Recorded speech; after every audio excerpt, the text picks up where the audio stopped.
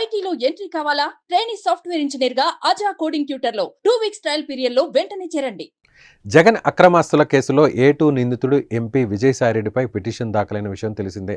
అయితే ఈ కేసు విచారణను తెలంగాణ హైకోర్టు వాయిదా వేసింది. ఎంపీ విజయసాయిరెడ్డికి ఇచ్చిన నోటీసులు రద్దు చేస్తూ గతంలో సింగిల్ బెంచ్ ఆదేశాలు ఇచ్చింది. సింగిల్ బెంచ్ ఇచ్చిన ఆదేశాలను డివిజన్ బెంచ్లో ICAI సవాల్ చేసింది. మాజీ ముఖ్యమంత్రి వైఎస్ జగన్మోహన్ రెడ్డి అక్రమాస్తుల కేసులో A2 నిందితుడు ఎంపీ విజయసాయిరెడ్డిపై వేసిన పిటిషన్పై తెలంగాణ హైకోర్టులో విచారణకు వచ్చింది.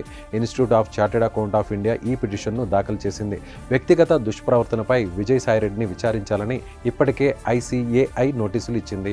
ఎంపీ విజయసాయిరెడ్డికి ఇచ్చిన నోటీసులు రద్దు చేస్తూ గతంలో సింగిల్ బెంచ్ ఆదేశాలు ఇచ్చింది. సింగిల్ బెంచ్ ఇచ్చిన ఆదేశాలను డివిజన్ బెంచ్లో ICAI సవాల్ చేసింది. వృత్తిపరమైన ప్రవర్తన నియమావళిని ఉల్లంఘించారని విచారణకు అనుమతి ఇవ్వాలని ICAI పేర్కొంది.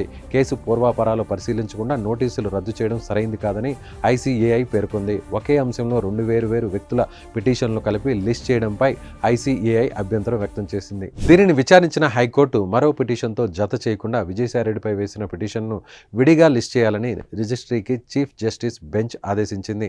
తదుపరి విచారణ నవంబర్ నెలాఖరుకు హైకోర్టు ధర్మాసనం వాయిదా వేసింది.